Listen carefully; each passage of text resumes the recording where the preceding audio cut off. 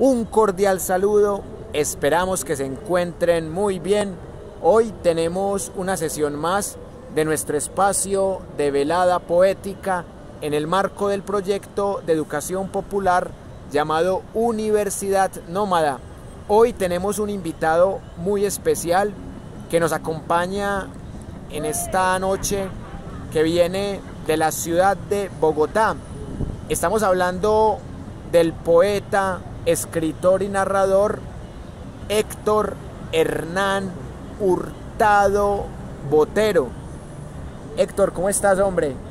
Bien, contento, pues con un poquito de viento, pero contento. La ciudad es muy linda, me emociona el clima de Medellín, ya me estoy habituando y contento de estar en esta opción de crear, de compartir lo creado. Excelente, Héctor. ¿Usted cómo incursionó en el mundo de la escritura? Relativamente tarde.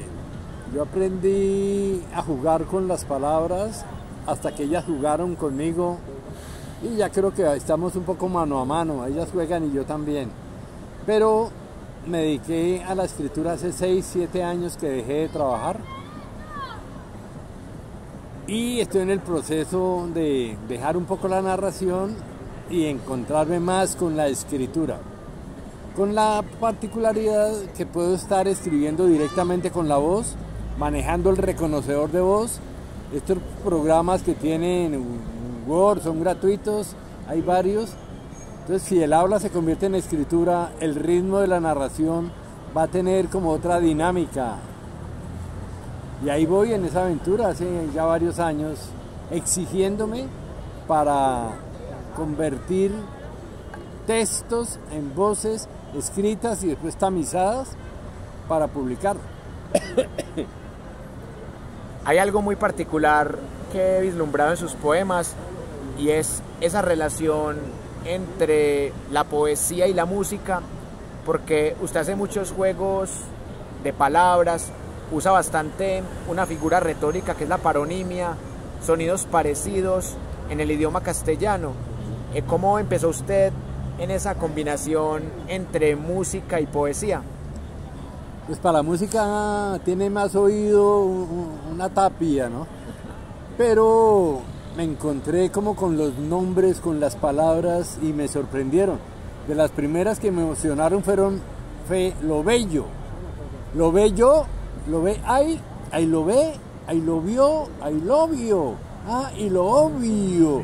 Empezaron a confundírseme y a crecer como el poema tratando de convertirse en poesía. Eran voces que iban creciendo día a día y las iba concatenando. Con el tiempo empecé a anotar estas ideas y hice mis primeros cuadernillos manuscritos. Y ahí siguieron apareciendo otras voces como en lo que sí, en lo que soy, en lo que seré, en lo que sería, en lo que serás, en lo que seremos, en lo que seremos, en lo que sí, en lo que sé, en lo que sé, tú también. Empezó a gestarse esa ya como sedimentación de las voces. Excelente esa combinación. Y también he visto que usted tiene experiencia en el arte de la narración oral escénica, de la cuentería. Háblenos un poco de esos escenarios, de las historias que usted narra ante diferentes públicos. La narración oral en Colombia tiene más de 30 años. Pues fue el nombre técnico el que le pusieron a la cuentería. Y se la puso Garzón Céspedes, un cubano que trajo la narración a Colombia. La trajo a la Javeriana. Jairo Aníbal Niño le dio unas horas en su cátedra en la Javeriana a los estudiantes de literatura y crearon un pequeño espacio que luego detonó en la Universidad Nacional, en la Perola, después en los Andes, en el Externado, en la Distrital y en todas las universidades empezó a haber movimiento de narración, especialmente era mediodía. Con el tiempo se trasladó también a algunos bares Y estuvimos en el primero o segundo Festival Iberoamericano de Teatro con Fanny Mickey ahí en Bogotá, los cuenteros invitados y con sesiones en el Chorro de Quevedo y en algunos bares también y otros parques. Entonces se extendió la cuentería como una tromba de alguna manera, aparecieron muchísimos narradores y se disparó por toda Colombia. Pues de los primeros narradores fue Carolina Rueda, Jaime Riascos, que eran estudiantes de este primer curso, y después en la Nacional, en la Perola, que queda ahí en la torre administrativa, un espacio muy lindo donde todos los viernes había narración, desde las 2 de la tarde hasta las 6, 7 de la noche. Podíamos encontrar 400, 500 personas alrededor de la narración, personajes como Navarro, como Óscar Corredor, como varios que tenían esa dinámica de estar ahí todos los viernes en la tarde, como un viernes cultural en la universidad. Excelente. Acá en Medellín está la Corporación Cultural Viva Palabra, que desde allí se hacen eventos de cuentería, se hacen también las eliminatorias para el festival Entre Cuenteros y Flores. J. Villaza es el que la hace, ¿no? J. Villaza es el director de la Corporación Cultural Viva Palabra. ¿En algún momento ha narrado allí o ha conocido cuenteros de la Casa de Viva Palabra? J. Villaza estuvo en ese encuentro iberoamericano de poesía, de narración oral en Bogotá, en el Chorro Quevedo. Y sí, hace 20 días tuve la oportunidad de estar en Viva Palabra en una sesión de declamadores que convocó Adriana Hernández del Café del Rojo. Entonces conocí ahí y estamos esperando algunos resultados de estos que entregamos parte de nuestra narración a concurso. Había 4 jurados y bueno, es emocionante poder estar con personas parecidas que tenemos ideales comunes. Hay una eterna discusión de si el arte debe servir como instrumento político o si el arte debe ser independiente de lo político. Y quisiera saber cuál es tu postura de usar el arte como instrumento político, entendiendo la política como una actitud crítica ante un sistema, por ejemplo. ¿Qué piensa usted de esa cuestión, maestro? Pues creo que no se puede desligar en ningún momento el arte. Por decir algo, lo que hizo Débora Arango con su arte, como desmitificó una cantidad de fríos que tenía la cultura, el miedo al desnudo, el miedo a las formas extravagantes. Entonces sí, el arte es revolucionario de por sí. El arte pues que lograron los Beatles con sus canciones, Bob Dylan, el arte que se genera a partir del humor, el humor que tenía un Jaime Garzón, por ejemplo, asesinado vilmente hace ya más de 20 años. Eso es arte, ¿no? Pues arte con humor, que no es fácil tener ese tipo de figura.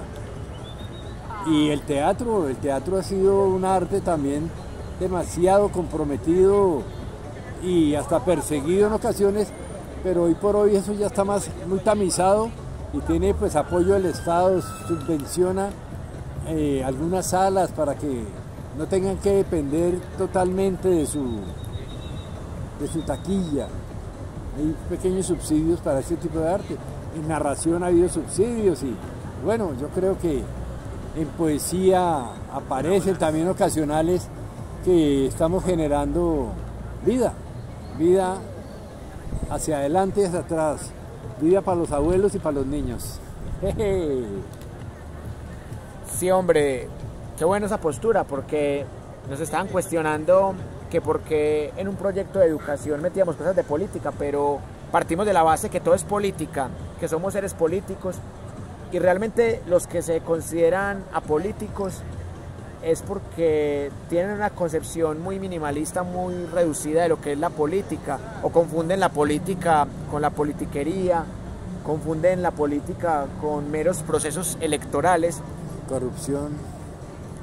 Y en este proyecto lo que buscamos es crear un pensamiento crítico. Más allá de cualquier ideología, lo importante es fomentar también esas voces nómadas. En ese sentido, quiero que hablemos un poco del contexto de Bogotá. ¿Usted cómo ha visto allá, y sobre todo en esta época de protestas y de paros del año pasado, el compromiso estético, artístico y político de diferentes grupos artísticos en la capital de la República? Pues yo creo que fue muy generalizado, no solamente lo que pasó en Bogotá o en Manizales o en Cali, esos momentos de extrema violencia que se generó en determinados momentos y con esos castigos tan brutales, ¿no? La cantidad de ojos que se perdieron, las vidas, las niñas violadas, los frenos tan gigantes para evitar que la juventud se siga manifestando, se siga como reexistiendo. Nacieron como resistencia, pero yo sentía más como esa reexistencia que exige la juventud, ¿no? Dejar esa sumisión, ese, no, espere, esa como humildad que limita el crecimiento. Entonces creo que sí reventó en muchas partes. Cuando mataron a Dylan ahí en la 19 con Cuarta, por ejemplo, yo vi ahí en ese, casi que a 10 metros sobre esa avenida, y se enteró primero mi hija, que estaba en México, que yo estando en mi apartamento, pues vivo en un piso 18 interno, vivía. Entonces, las repercusiones que tiene los sacrificados también, ¿no? Que después se les hace algunos homenajes, pero pues es muy distinto. La avenida era la avenida Ciudad de Lima, que ahora pues se quiere rebautizar Avenida Dylan. Curiosamente, no por Bob Dylan, pero bueno, a él le ponen Dylan de pronto porque a la mamá también le pudo haber gustado Bob Dylan. Entonces, o por algún futbolista. Puede ser esos detalles, pero el nombre quedó muy marcado en la memoria de la juventud. Sí, hombre, y es muy importante también reconocer la visión de país que se tiene desde el arte, porque hay una compañera de la música que se llama artísticamente Susana Boreal, y ella empezó a ser parte del pacto histórico y fue muy cuestionada por ciertos músicos con la idea falaz de que no se puede mezclar la música con la política, y realmente eso es un sesgo cognitivo, y por eso mismo valoro mucho que se utilice la música también para cuestionar un régimen, una dictadura, una democracia fallida. Maestro, hablando del tema de la muerte y la violencia, ¿qué tanto lo inspira a usted ese tema del fin de la existencia humana? Pues uno aprende a crecer y a crear con frases ajenas, pero se las incorpora y empiezan a ser parte como de las insignias que uno se pone. Había una frase que decía, nosotros morimos 2 veces, el día que dejamos respirar y cuando nadie vuelve a hablar de uno, que esa es la verdadera muerte, ¿no? Hoy por hoy eso ya está medio roto por estos sistemas en que la grabación, de que esto se puede perpetuar, de que esto lo pueden ver nietos, si tuviera algún valor, puede seguir existiendo a perpetuidad estos gestos que uno establezca. Entonces no creo mucho en la muerte, creo, es más, ahora con estas virtualidades ya hablan de que cada uno puede tener su avatar, ya ajeno, como que sale de las redes y sigue ejecutando.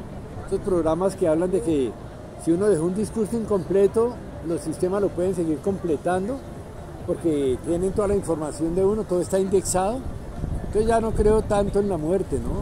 Pues sé que no hay cielo ni infiernos, hay seres que jamás se olvidarán. Bolívar es el ser más importante de la historia, según la biblioteca, diccionario británico, la enciclopedia británica, el tipo que más estatuas tiene sobre la tierra. Bolívar jamás morirá, o un Jaime Garzón, o un Montecristo, de alguna forma se van muriendo, van desapareciendo, pero cuando se asoman vuelven a tener vigencia y y se puede seleccionar lo más bonito de ellos, de pronto lo más agudo. De 100 cosas que hicieron, con 4 o 5 se pueden seguir haciendo pequeños monumentos o estatuas, o al menos un pequeño pedestal a estos seres que entregaron su vida por la creación. Sí, el maestro Botavillaza contaba que cuando él estuvo en Venezuela, él tenía que alzarse el sombrero cuando pasaba por la estatua de Simón Bolívar, y este personaje, Simón Bolívar, es bastante polémico, es un personaje de odios y de amores, y por eso mismo es bien interesante mirar todas las caras que tiene también, por ejemplo, Santander, y en esa medida también sería interesante hablar un poco del tema de la patria. ¿Qué piensa usted de ese concepto de los héroes de la patria? Pues que eso tiene dos caras. Mientras antes los héroes eran Cristóbal Colón, y ahora le están tomando todas sus estatuas porque pues lo manipularon también. El poder manipula, yo creo que eso viene casi desde el Gran Hermano, ese tipo de manipulaciones, ¿no? Pues eso ya estaba anunciado por Orwell, por otros personajes literarios muy lindos, de que todo está indexado, estamos sometidos a este tipo de fenómeno ya universal, a la red de 5G, ya la 6G la empezaron a anunciar en los pasados olímpicos, ver todo ese poder que hay con esa juguetería. Entonces, ¿qué es la nación? Ahora ya es la aldea global, la inmensa aldea virtual ya nos domina, ¿no? Hermoso en estos Zoom que se hicieron en pandemia, donde nos reuníamos 8, 12, 15 países en algún momento, y cada uno tenía 12 minutos, 5, 8 minutos para expresarse.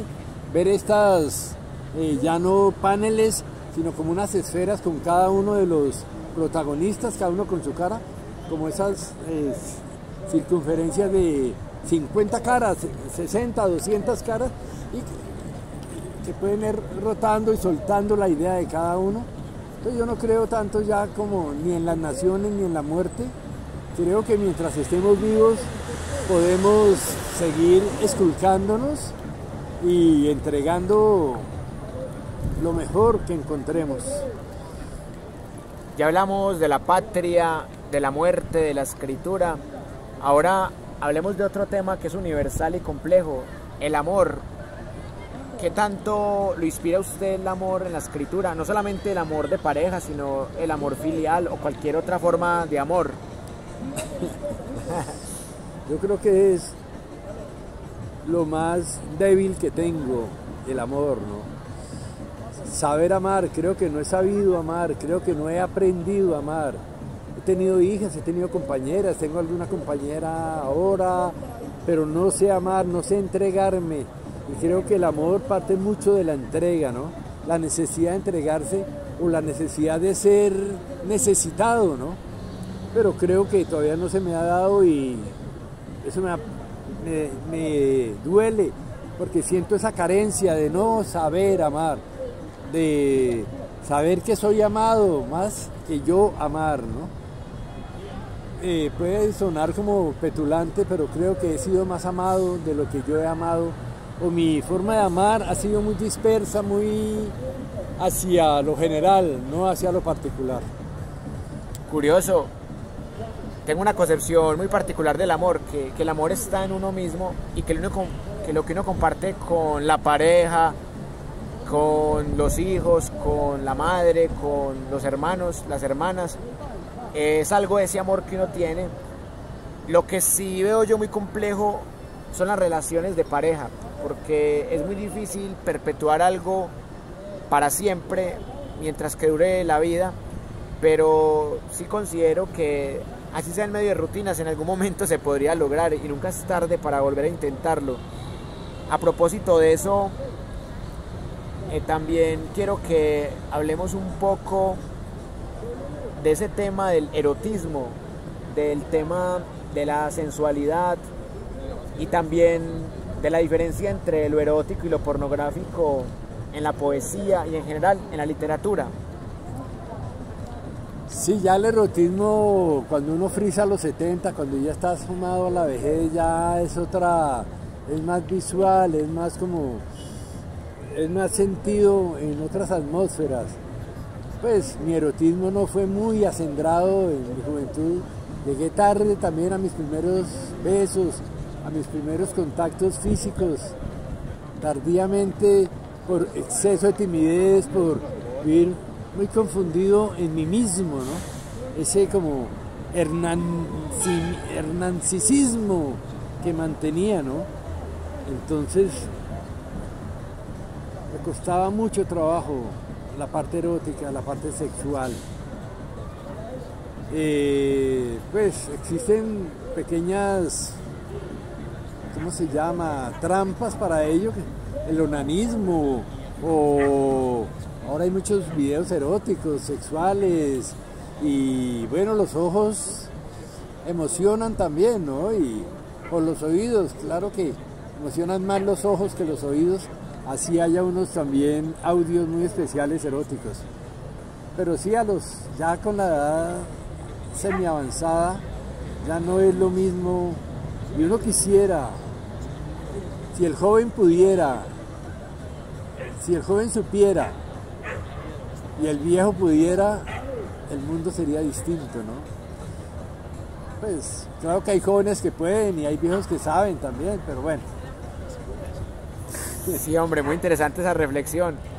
Y a propósito de viejos, ¿cuáles son esas obras literarias o esos viejos autores que han inspirado no solamente su obra poética, sino también su obra narrativa y su obra en general escritural? Pues sí, yo creo que Elías Canetti, Octavio Paz, Cabrera Infante, Lezama Lima,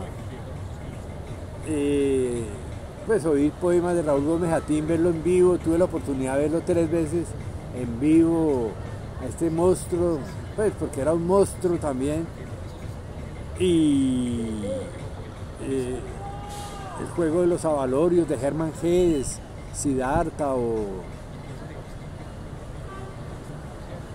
el cine también, hubo cines muy especiales, The Wall, películas que rompían como los sentidos clásicos y le daban unos alientos como para creer que la vida sí estaba cambiando, ¿no? Y es muy importante apoyarse uno en estos seres y convertir esas palabras de ellos, tamizarlas y volverlas de uno, ¿no? Eso no es ser falso. Ay, que esto lo dijo Pedro. Es cómo le sirve a uno para seguir creciendo y ayudando a crecer al que está a su lado también. Excelente, hombre. La última pregunta que tengo para que cerremos este primer bloque, porque en el segundo bloque vamos a escuchar la poesía del maestro Héctor Hernán Hurtado Botero. Tengo una última pregunta y es ese asunto de las nuevas generaciones. ¿Qué le diría usted a personas que quieren dedicarse a la escritura, a la poesía, a la narración oral, a esas personas que de pronto no se quieren quedar con las herramientas que brinda la academia? Pues la escritura o la lectoescritura es la mejor forma de autoconocimiento que uno tiene, ¿no? Por ejemplo, leyendo algo, alguna vez me encontré con las células espejo, de un ser que hablaba de células espejo, entonces pues paré la oreja y esas células espejo es como el sexto sentido, séptimo sentido, octavo sentido que uno tiene y que uno trata de copiar lo que ve en el otro, de superarlo o eliminar esas cosas que le parece feo en el otro, ¿no? Entonces es como ese nuevo sentido del cual uno, cuántas cosas le copiaron a los Beatles, o un futbolista cuánto quiere copiarle a Maradona o a Messi o a tal niño, por eso van a ver para tratar de imitarlos, intentando superarlos o al menos darse por satisfecho al imitarlos. Entonces creo que la escritura es una forma de autoconocimiento gigantesca. Si uno lee lo que escribió cuando tenía 14 años, o cuando tenía 25, o cuando tenga 60 años y ya tiene unos 80 y tantos, va a entender muchos procesos en su formación y en su afianzamiento. para tratar de salir de momentos depresivos, de momentos de ausencias. Se dice que casi nadie escribe cuando está contento, cuando está agradado, cuando está feliz, ¿no? Generalmente se escribe cuando ella no me ha llamado, por qué no me volvió a mirar, qué le dije, por qué no le dije que la amaba y llegó el otro man y sí le dijo que venga para acá. Esos dolores que quedan entonces se convierten en escritura y es una forma de sedimentar, de tamizar el dolor propio y con la idea alguna vez de poderlo compartir. Generalmente uno escribe para sí mismo y no quiere mostrarle eso a nadie porque sería como mostrarse desnudo, mostrar sus falencias, sus debilidades o su ego exacerbado. Uy, ¿qué se cree? ¿Por qué dice esas cosas, no? Pero es una forma brutal de crear uno su propia personalidad, su propio carácter, ese carácter necesario para afrontar el día a día, afrontar la comunicación propia, directa. Qué bien, hombre. Con esto terminamos la primera parte de este especial con el maestro, pero en la segunda parte vamos a conocer sus poemas, su forma de recitar y también vamos a hablar un poco de las obras que él ha escrito, así que espero que también observen esa segunda parte.